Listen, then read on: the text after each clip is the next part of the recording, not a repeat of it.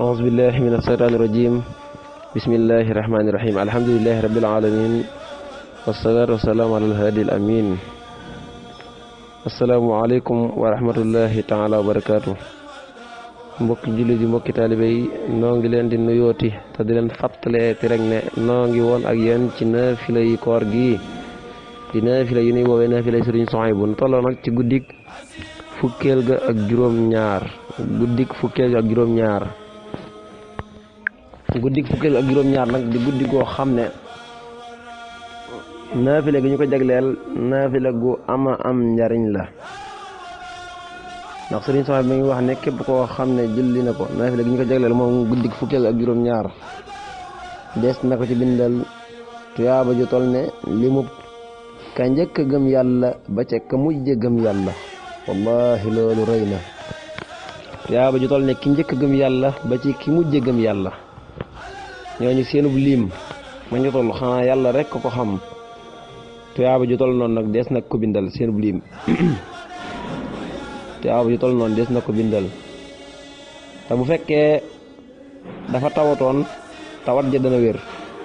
ki julli ko bu fekkee ku tawatoon la tawat ja dana wér insha allahu rabbi bu amee woon bor yàlla dana ko fay te bu nekkoon koo xam ne ku amee woon ay bor la kon yàlla dana ko may lu mu fayee bor yooya te bu nekkoon ci njàqare des na wuññu njàqare la bu nekkoon ci njàqare des na wuññu njàqare la te des na ko musal ci sawara moom mi jil googu des na ko musal ci sawara ak sawara na mu tàngee julli gi ñaata rakkaan lay doon ak luñ cey tari moom guddik fukkeel ga ak juróom-ñaar Sëriñ Suhaybu nee na julli gi fukki rakkaan lay doon fukki rakkaan ak ñaar waaw julli gi fukki rakkaan ak ñaar lay doon 12 rakkaan fukki rakkaan ak ñaar bu ci ne boo jàngee Faatiha ba noppi danga ci teg inna anzalnaahu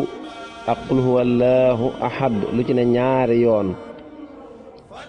12 rakkaan lay doon rakkaan bu ne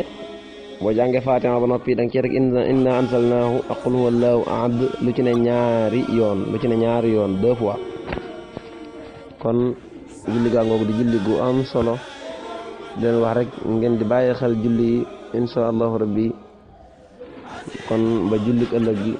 soobee yàlla assalaamu aleykum wa rahmatullah